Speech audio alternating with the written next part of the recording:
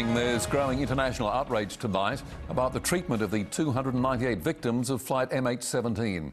Their bodies are still strewn across the sprawling crash site, and there are reports of evidence tampering and looting. Hugh Whitfeld begins our coverage in Ukraine. In body bags, some of the passengers from MH17 are carried from the wreckage only to be dumped by the roadside in searing humidity. European observers have been given more access to the site, but are always accompanied by heavily armed rebels. No, we are an unarmed civilian mission.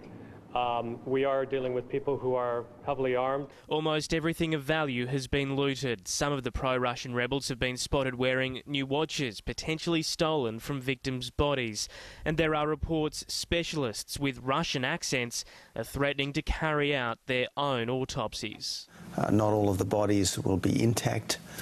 I hate to say it. Australian Demjan Doroshenko was one of the first on the scene. His video could prove crucial to the investigation. He has been carefully documenting every detail, even as the same terrorists accused of shooting down the plane try to remove the evidence.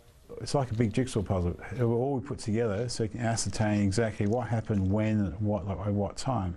He admits he has also taken some of the victims' belongings, including these boarding passes, but plans to pass them on to grieving families. I think it's critical and for closure of what's occurred here, that the families do get the effects of their loved ones back.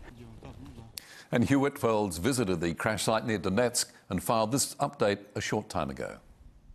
Well, the reality is this is a chaotic accident scene. Here we are right next to the tail of the plane. It is ridiculous that we can get this close, yet 3 days after the crash, international investigators who are trying to access the site still can't get in. It seems like the only way forward from here, and any hope of Australian bodies being repatriated, is if international pressure continues on Russia to influence the rebels here to play by the rules.